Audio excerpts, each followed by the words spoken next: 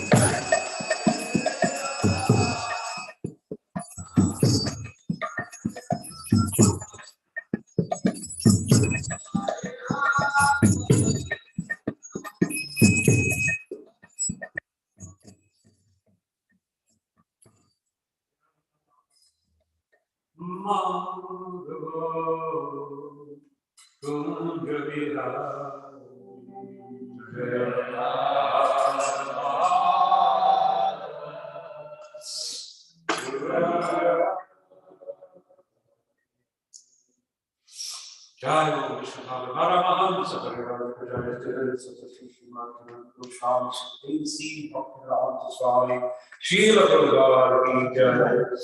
Jai Om Shivara Paramahansa Bhagavad Gita.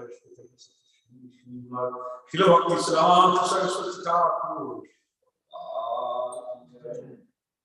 Ananta Bodhi Vaishnava ki jai. Iskan founder Acharya Shila Prabhupada ki jai. Acharya Shila Haridas ki jai.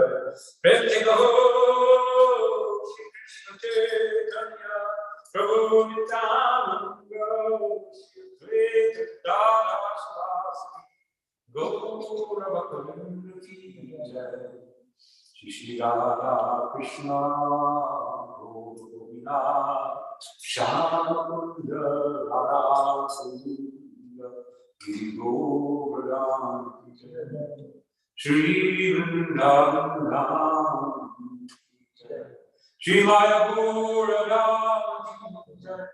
Ganga Mai ki jai. Poona Mai ki jai. Tulsi Maharani ki jai. Devi ki jai.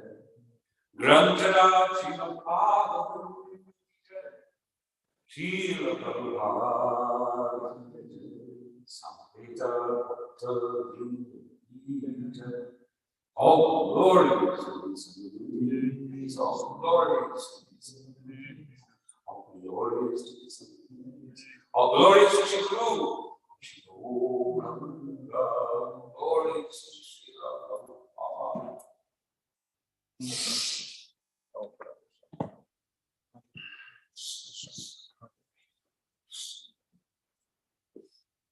Om Namo Bhagavate Vasudevaya.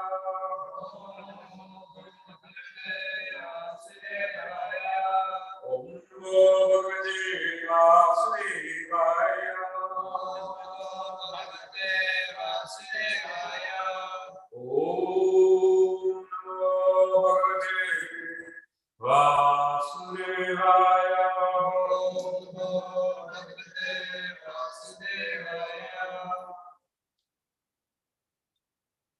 So we're reading from the Srimad Bhagavatam, the third canto, the 12th chapter, and it's text 34. Yes.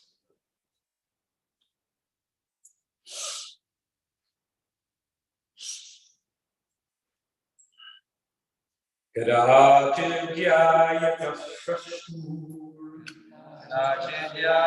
shashur Veda asamshturmaka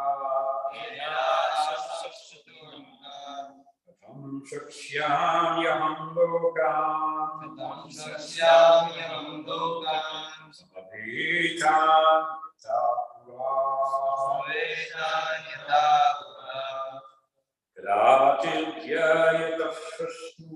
Kadachidhyayata shashur Veda samshturmaka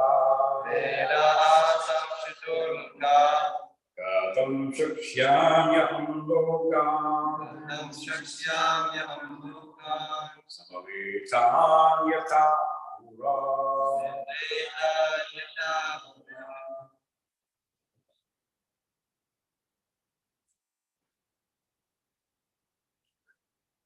Krishna Kripa.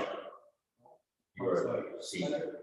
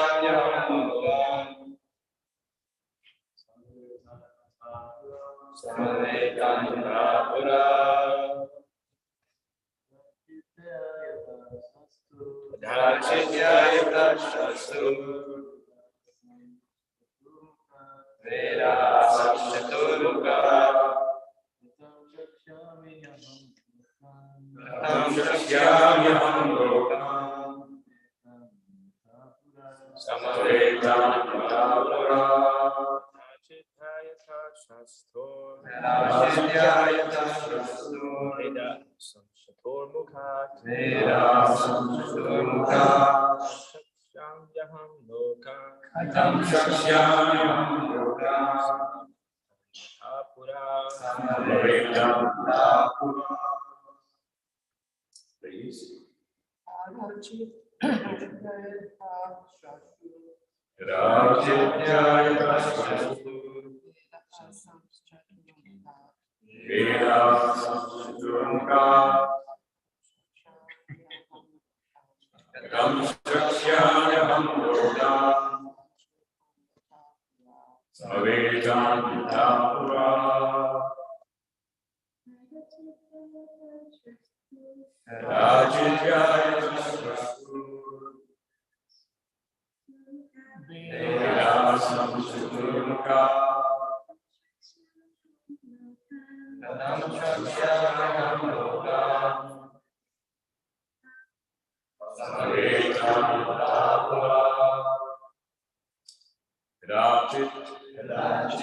Once upon a time,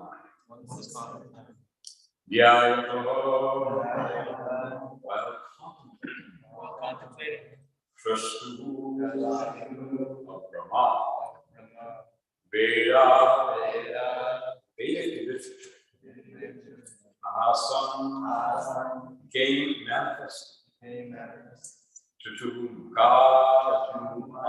from the four mouths. Gatam Shakshyami. How shall I create? Aham, myself. Loka, all these worlds. Samaveta, assemble. Ita, as they were. Ura, the past. Translation. Purport, Divine Grace, AC, once upon a time, when Brahma was thinking of how to create the worlds, as in the past millennium, the four Vedas, which contain all varieties of knowledge, became manifested from his four mouths.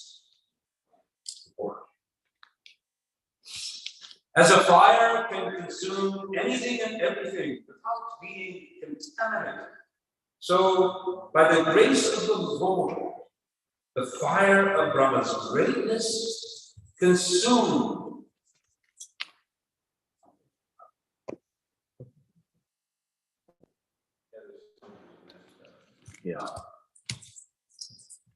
consumed his desire for this sinful act of sex within God. The Vedas are the source of all knowledge. They were first revealed to Brahma by the mercy of the Supreme Personality of God, while Brahma was thinking of recreating the material world. Brahma is powerful by dint of his devotional service unto the Lord, and the Lord is always willing to forgive his deed if by chance he falls down from the noble path of devotion service.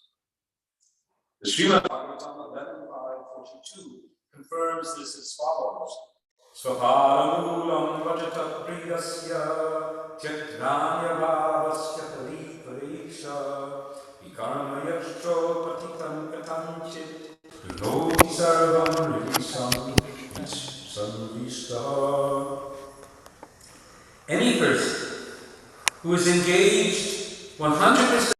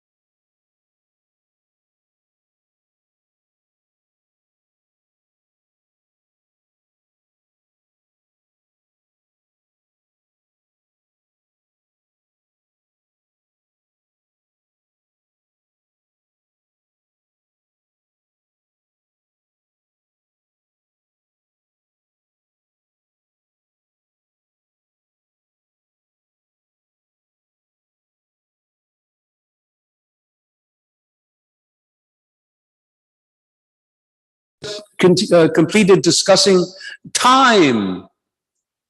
So we have in this verse another revelation regarding this world, this material universe, the universe which a significant number of people, I should say,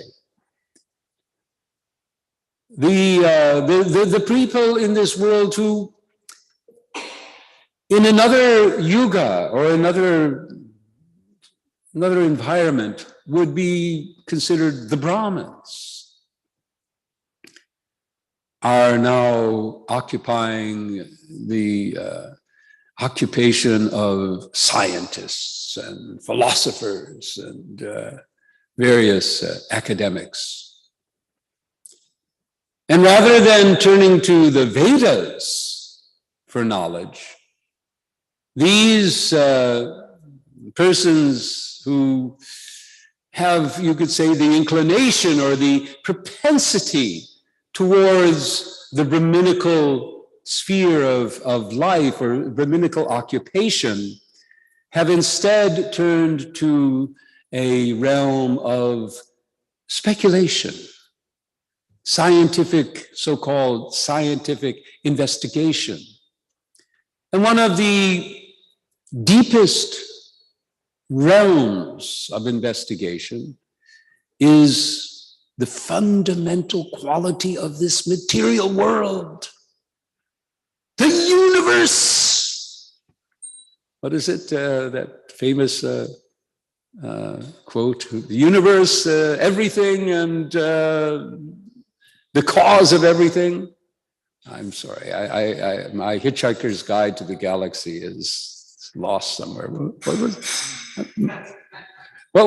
was it? The universe, the cause, the how, why. There was the question, the fundamental question, and the answer was, of course, very, very astute.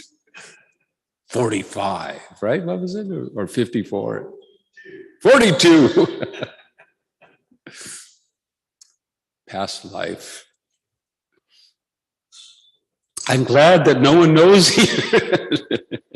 This is a sign of advancement. But yes, the universe. Stephen Hawking, a very famous scientist, described that his goal in life was to discover that formula, that one simple formula which would answer every question about the nature of reality.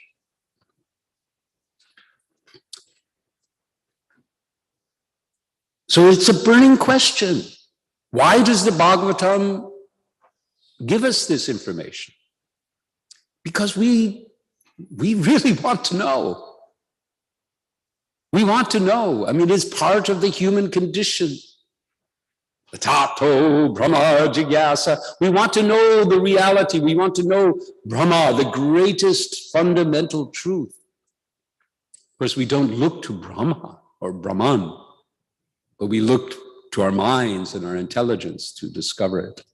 And in this way, we never come to any conclusions. So Brahma is teaching us how to understand this world. He, the greatest living being, after waking up, he's been asleep for a kalpa, for 4 billion years. Just prior to his falling asleep, conveniently, the whole, this was a question that I was researching. Apparently, there are different perspectives on what is a partial devastation. What stays when there's a partial devastation of the universe? In one place, it says, Bhur Bhuva Swa, the lower, middle, and upper planets. The Bhur, I was curious, refreshing, what is this Bhur Bhuva Sva? In our lexicon, the Bhur Bhuva Sva are described as the three worlds. And what are those three worlds? There's the lower worlds, the middle worlds, and the upper world. The lower world, the middle, and the upper world. Bhur, Bhuva, Swa. We inhabit some part, or that's again a mystery to me, exactly the extent of the Martya or middle world, the Bhuva.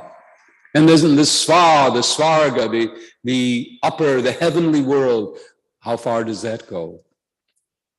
In another place, it's described that the devastation extends up until certain level of the lokas. And there are lokas, of course, Brahma Loka itself, Tapa Loka, Mahaloka, a few different parts of the universe which remain.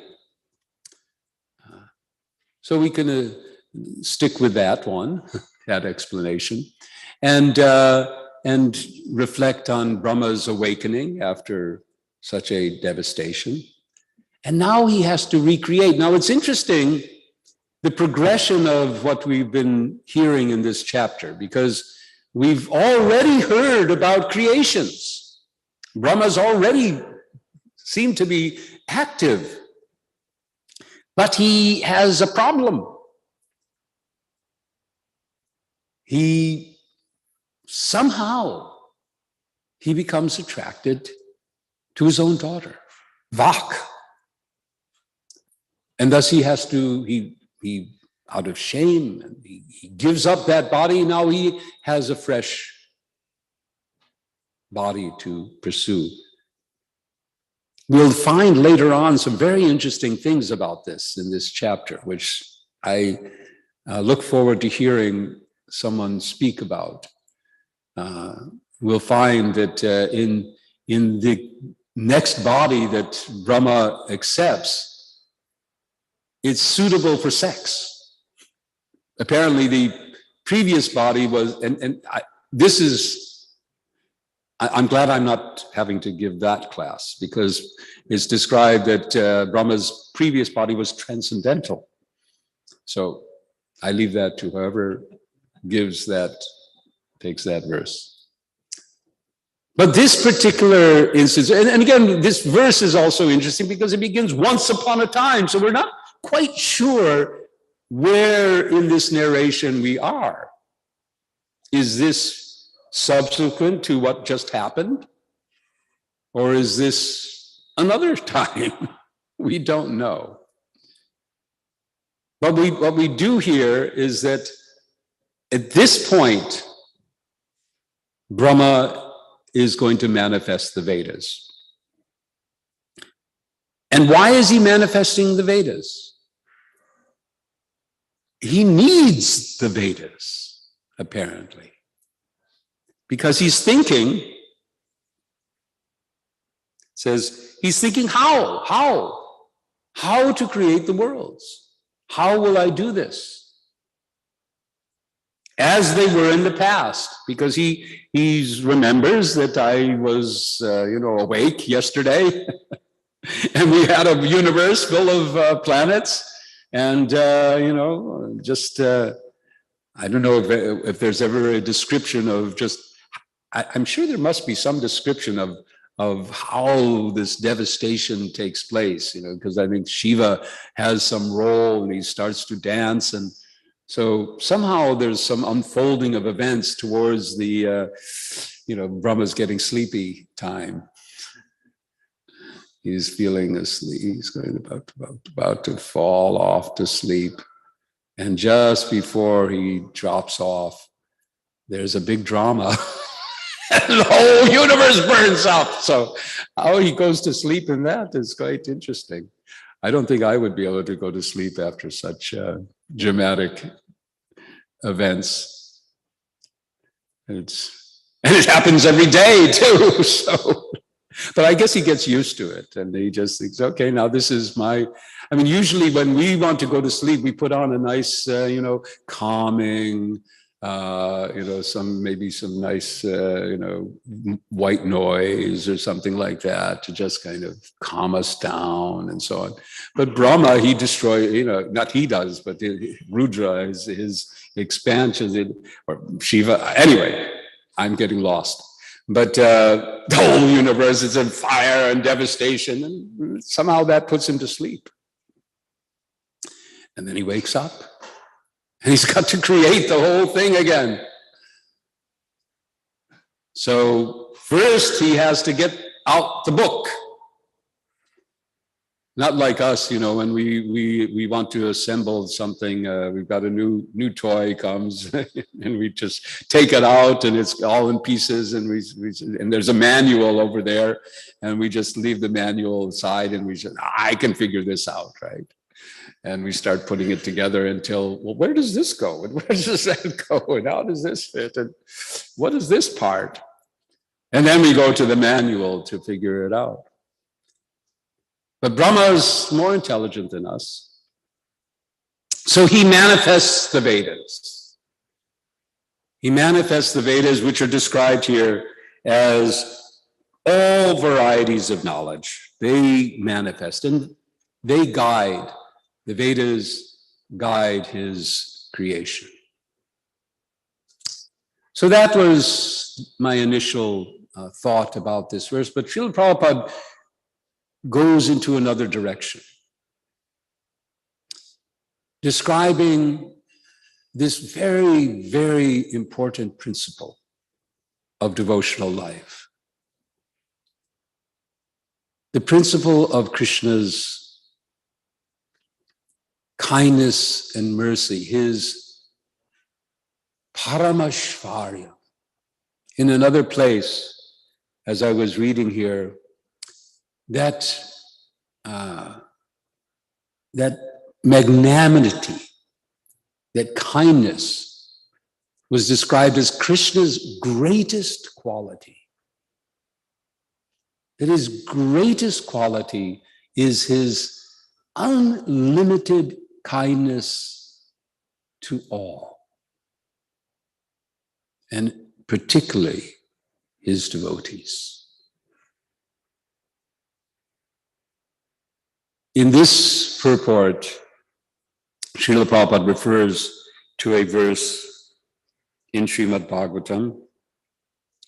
Swapada mulam bhajata priyasya. I'm just going to go to the verse itself. Swapada mulam bhajata priyasya tyaktanya bhavasya hari paresha vikarma yachchot patitam katanchit Nunoti sarvam hridi samivishta. Swapada mulam, the lotus feet of Krishna, the shelter of the devotees. I was listening today to Gopi Pancaratna Prabhu speaking on this verse, and he drew our attention to how this term is swapada mulam. And when we say mulam, we don't just mean the feet, but we mean the soul of the feet. The very bottom of the feet. So the devotee places himself at the feet of the Lord, but at the underneath that feet. Ayi nanda tanuja kinkaram patitam mam vishame babam budo kripaya pada pankaja stita duli sarishim vijintaya. Mahaprabhu prays that the Lord will consider him simply a particle of dust clinging to the feet, the lotus feet, the bottom of the feet. Trinadapi sunichena torodipi sahishnuna amanina monidina kirtanaya sadahari trinadapi. The trina, the grass, is pressed down by the feet. So being humbler than the grass means to situate yourself below the feet of, in this case, it would be the feet of everyone, but particularly the devotee considers himself under the feet of Krishna, under the feet of Krishna. Sapada Mulam. Pachata Priyasya. So because he's situated himself, he's surrendered, he has positioned himself, he's placed himself internally under the feet of Krishna. And he's engaged in worshiping Krishna, in serving Krishna. He becomes very dear to Krishna. Now, this is interesting. I mean, for us, ordinarily, what's on the bottom of our feet, we don't really consider to be very valuable. In fact, generally speaking, we something's there, we wash it off. But what is high is low, and what is low is high. In the spiritual realm. So for Krishna, the devotees who surrender, who situate themselves at his feet are most dear. They're most dear. So being dear, Tyaktvyanya bhavasya hari parisha.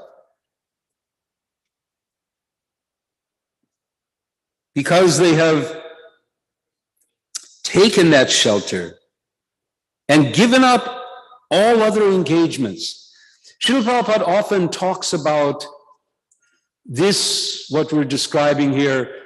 Brahmas fall down, but others falling down, others committing sinful, devotees, when they do something wrong, they make mistakes. Prabhupada often uses the term accidental, right? Accidental. Now I was thinking about this, what does that mean, accidental? And I believe I will suggest that the context is given here, that when one's full engagement, when one's purpose, when one's sadhana, one's sadhya, we do sadhana, one's practice is towards a goal or a sadhya. When one's goal, one's purpose in life, when one has set himself or herself on a mission, on a goal, on a direction, I am going to be a devotee of Krishna. When one makes that determination, I will be Krishna's devotee. When one makes that conviction, when one takes his life and takes that whole life and gives it to Krishna. This is my life, it is yours.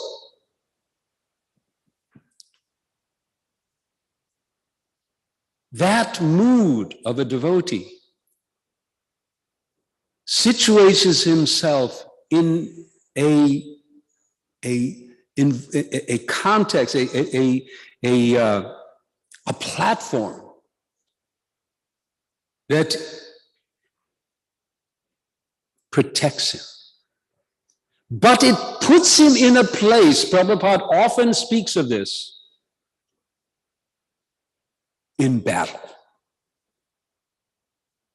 When one surrenders, when one takes that position, I will surrender to Krishna. He is effectively, as Prabhupada describes, declaring war on Maya. It's not like surrendering to Krishna. Maya doesn't just step aside and say, okay, all right, business over. He or she, okay. But Maya does change her attitude. Now her attitude is changed. Now, instead of dealing with the jiva, to just keep the jiva in where they want to be, rather than just serving the desire of the jiva to stay in Maya, because that's basically the desire of the jivas in general. Now Maya says, okay, this jiva has surrendered to Krishna. So now I have to do my real service. That is to help this devotee to get free of attachment to me. So that engagement takes the form of a battle. Maya begins to draw the jiva in. All right, you want to surrender. Okay, now you've got to deal with me. You can't, because you have been attached. It is you who have engaged and surrendered to me for countless eons. Eons. We're talking here about millenniums. This is a new millennium is starting by Brahma. In my study today, I just happened across some, I thought, kalpas. I want to, let me refresh my memory about kalpas. And I found some descriptions in the Buddhist literature about kalpa. And it was very interesting. It described it, if you were to find a mountain of solid stone, miles high. And if you were to approach that mountain with a cloth, kapi, you took a piece of your upper garment and you began to rub that mountain to wear it down. The time it would take to wear that down, that mountain, is less than a kalpa. That was their description. Of course, we have an exact number, 4,300,000,000 years. So we could maybe calculate that. If you have any, have some, mathematical inclination, you can calculate, okay, how many seconds in a kalpa? That was one of the Google questions. How many seconds in a kalpa, right? So you don't have to do the work, it's there. But we've been engaged with Maya for a millennia. Millennia after millennia after millennia, not just one kalpa, not just one yuga, lifetimes and lifetimes of Brahma. Anadi. Practically beginningless. Actually beginningless. So now we have to engage, we have to continue our engagement with Maya, but in a different sense. Now we have to become purified, we have to become clean. And in this process, in that situation, Prabhupada says that there may be a slip or a fall. The conditioning comes forth. So we say it's an accident when our purpose is in this direction and we fall off into another direction. We are on the path, but we trip. We're going in the right direction, but we take a wrong turn out of ignorance, or we make a mistake. Or we are temporarily tempted, attracted by Maya. Maya just kind of, revives her, that desire in our hearts, and we just fall for it. But Krishna is still there with us. Therefore, this verse says that indeed, if such a surrendered soul accidentally commits some sinful activity, the Supreme Personality of Godhead, who is seated within everyone's heart, immediately takes away the reaction to such sin. Sarvadharmam parityajya mamekam saranam vraja aham tam sarva papebhyo mokshaya masuchaha. He's promised that one who has saranam, one who surrenders, he is freed from sin. But Maya will provide in Krishna's service something to purify. And in this particular verse that we read today, Krishna, yes, he frees us from sin. But in this verse, Prabhupada says that Krishna punished Brahma. Let's go back to what he said. Brahma was saved by the mercy of the Lord with a little punishment. But by the grace of the Lord, he did not lose his prestige as the great Brahma. So Krishna will save us. If we make mistakes, we want to be devotees. So long as our desire is that we want to be devotees of Krishna. But we're weak. We're infinitesimal. We're so tiny. Maya is Krishna's ultimate material energy force, is his force of Maya. I mean, we have all kinds of physical energies in the material world. There are energies of air and fire and water and so on. All kinds of physical elements that can sweep away whole cities practically. But Maya can engulf the whole world, everyone.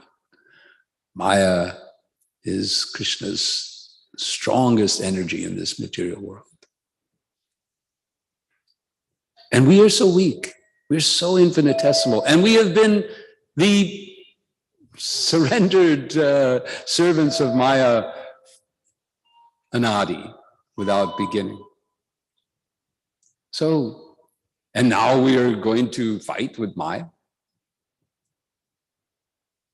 But Krishna is there to help us. Because Maya is simply his servant.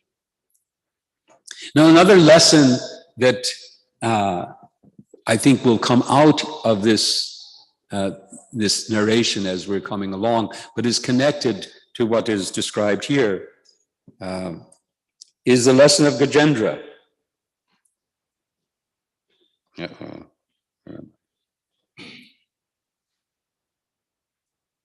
All right. You know, I was going to read from it, but now something happened to my all my preparation that's gone here. Okay.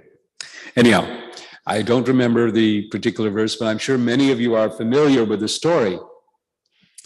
Because we'll see how Brahma himself gets himself situated in a different way in order to do his service. He takes his body is and again, whoever takes that day's verse can explain more about how Brahma takes on different bodies.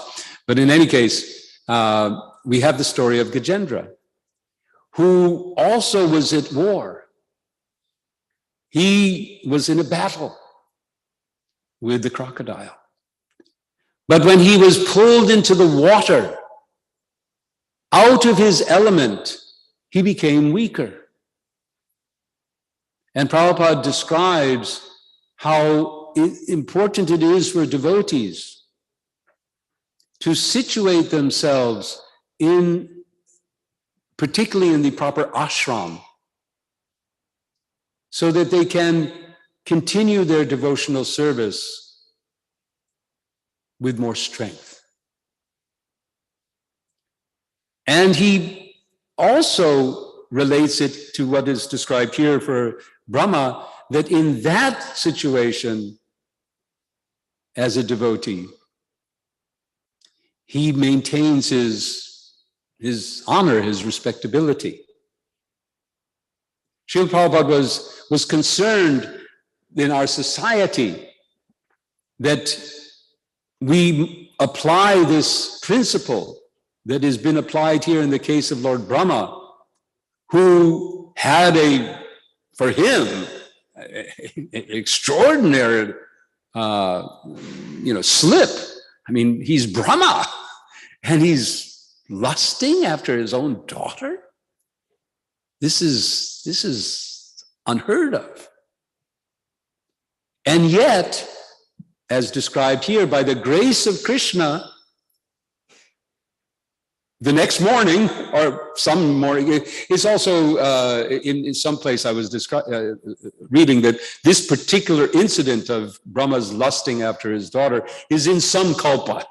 It's not described, it's not necessarily the same kalpa that is being, our previous kalpa. The time in the Bhagavatam is, which kalpa, some things happen in one kalpa, and then they're described as happening in another kalpa, and so the connection between the kalpa being described here, which is the beginning of the verse is kadachit, once upon a time. So which kalpa, we don't know. But Prabhupada refers that whenever this happened,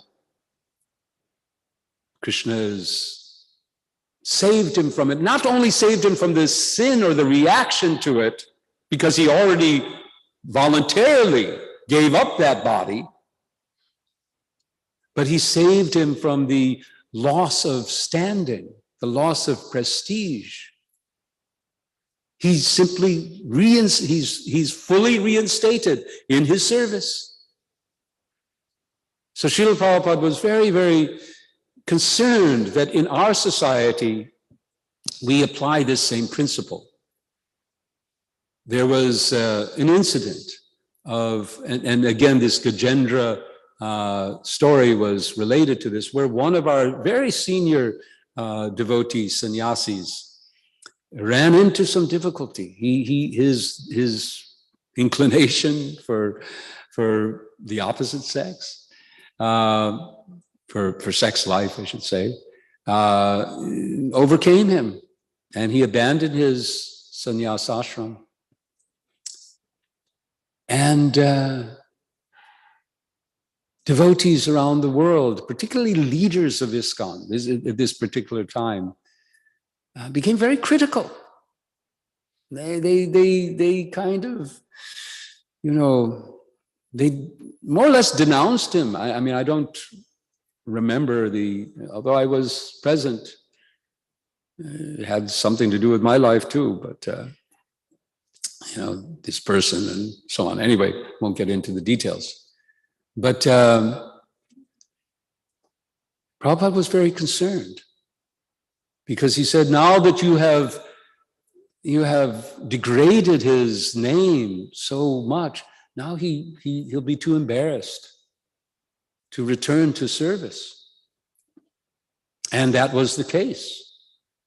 He finally did come back to see Srila Prabhupada, but he describes how ashamed he was.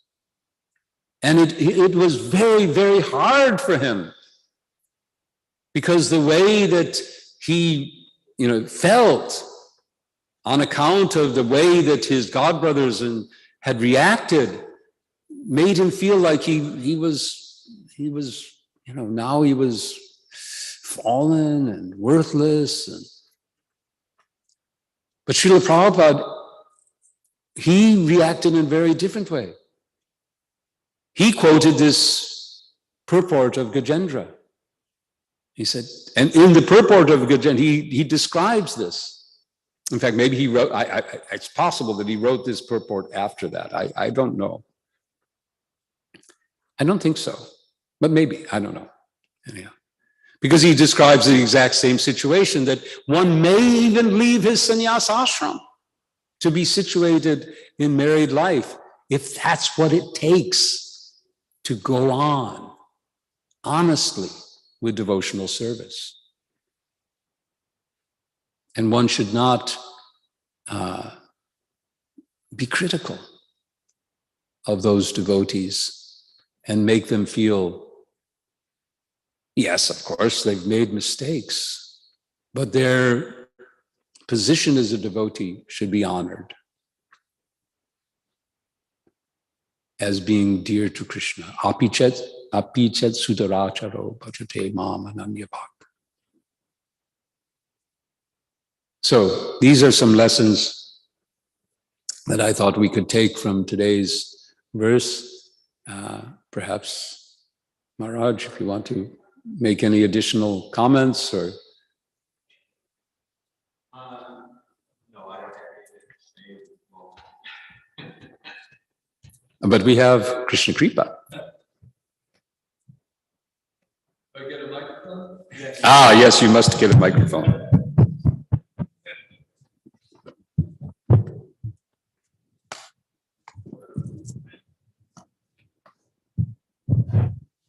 So one point is, of course, that because Brahma is the first created being, if he feels sexually inclined, the only object could be his daughter, his granddaughter, his great-granddaughter. So he's sort of in a jam because, which nobody brings up, but I think it's an interesting point. That is an interesting point. And the other point is that it's interesting that the point's being made that his prestige. But he does get a wife, so how does that work? Yeah, it's interesting, isn't it? What's that? Yeah, well, I'm not an expert on Brahma's wife, so somebody who knows can tell us about it. So at any rate, the other point was that how Krishna arranged that he didn't lose his prestige. And it's interesting, in the society, different devotees have had different issues, right? And some of them have lost more prestige than others. Some of them have practically lost no prestige, and other people are practically ostracized. So it seems like Krishna's giving different people a different, Or we are. It's, Krishna makes his arrangements. Krishna sees things from, the absolute plane, and we see things relatively, and we make situations for others that, out of our own perceptions. So I think, the case that I quoted, this was Prabhupada was concerned about how we as a society, how do we react and deal with people. Now, of course, this would take more time than we have to really get into the nuances of this, because at the same time, we don't want to encourage people to misbehave with no consequence. So, in other words, there may be consequences for misbehavior. And there should be consequences for misbehavior. But simultaneously, there should be compassion. So this mercy and justice, this is the ongoing issue in morality and in ethics and so on. To what extent, where does mercy dominate, and where does justice? In fact, this particular what was I reading? It was related on this, some of the other acharyas, they describe how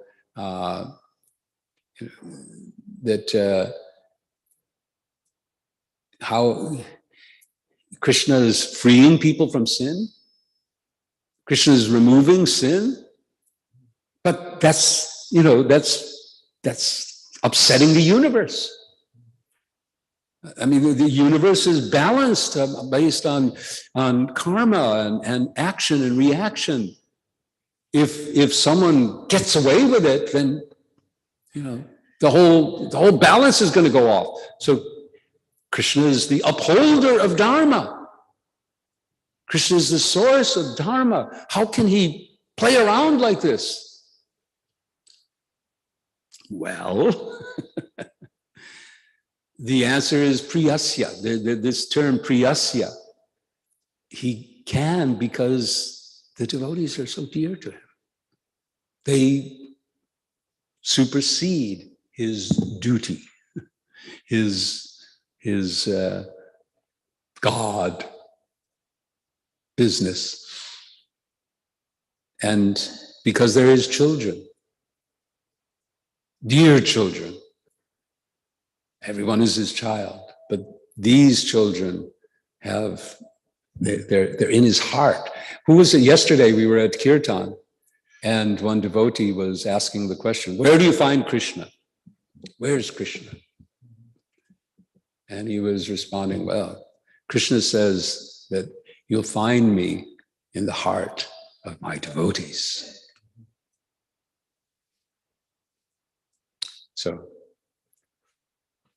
Gopal. Hare Krishna Prabhu. So I have a question, so just a comment on that. We discussed in that point of the 8th canto in the Bhagavatam, that particular devotee. So Hari Sari Prabhu does say that Prabhupada wrote that commentary after hearing about it. And then the point of the devotees fall away, Prabhupada also talks about how they're properly situated in the determination. So if they don't give up their desire to wanting to engage in devotional service, and that they're still sincere in their determination. And then I had a question. You were mentioning that Krishna is our best friend, and mentioned in the Bhagavad Gita, Sridham Sarvabhutanam, he's the best friend of all. So why is it that when someone does say, Krishna, I surrender to you, Krishna, I want to be a devotee, that purification doesn't happen immediately? Why doesn't someone just become a pure devotee? Yes, why doesn't it? Why? Come on, Krishna, you look at you're all powerful. Why don't you just take it all right now? Come on. Yeah, why? If you have to just cry more. He will. He wants to make sure that we want. He wants us to endeavor. Why did Mother Yashoda have to work so hard to bind Krishna?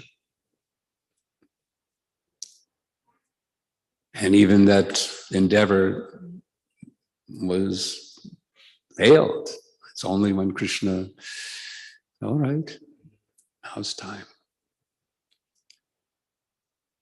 I mean, because it enhances our love. Good things don't come easy.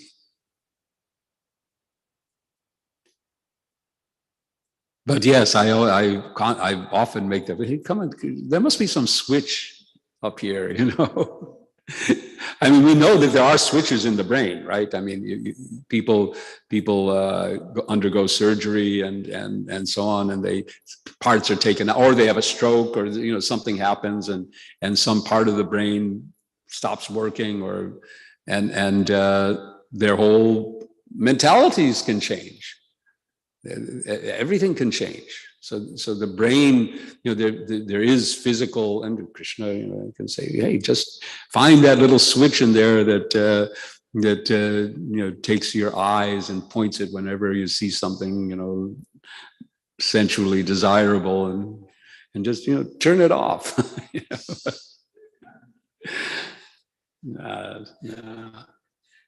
No, because even if he did, the desires in our hearts would find some other way. So the purification process, the purifying process is a gradual process, depending on the depth of our impurities and our willingness to embrace the flames that are required to burn them away. How willing we are to get close and in.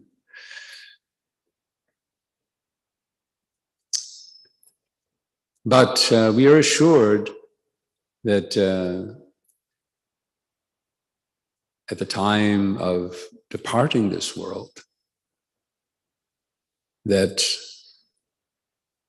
Krishna will accelerate things like the fire when we're ready to or have no choice to be dumped fully into the fire. And does that answer your question at all?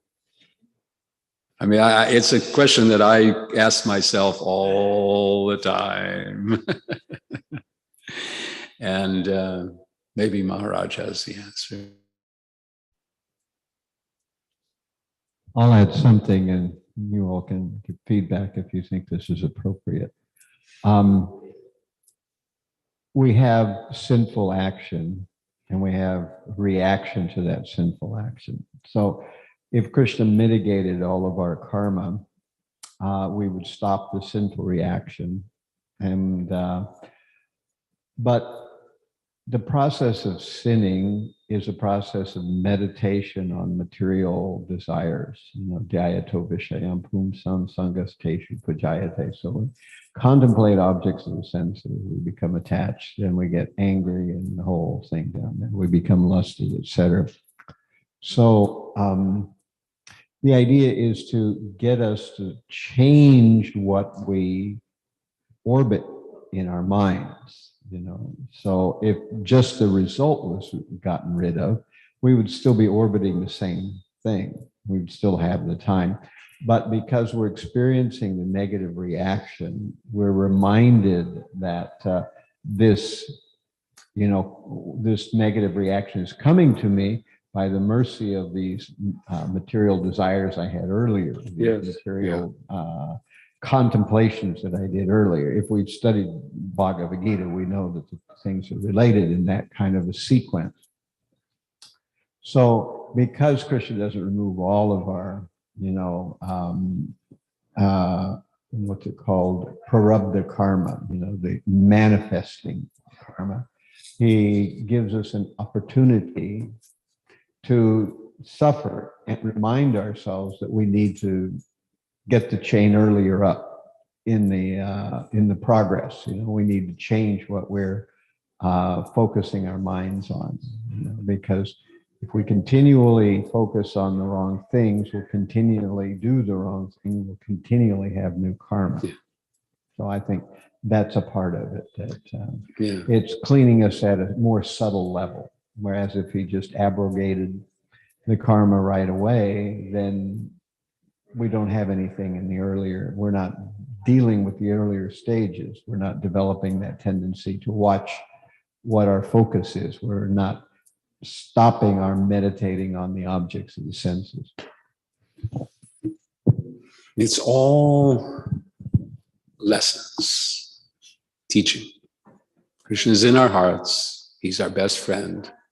He knows what karmas that we have to, of course, it's not exactly karma because it's under Krishna's control. So it's what he manifests where we make the connection. I mean, like you say, we have to be able to see the connection. We say, okay, yeah, this is, and we see it. What's it? Tatenukam pam shushamikshmano punjana evatma kritam vipakam. We see these things as results of our karma, our sins. But we ridvad vapubir. We continue to worship Krishna with our hearts, our words, and our bodies. So we'll end here. Hare Krishna. Thank you, Srila Prabhupada Ki Jai.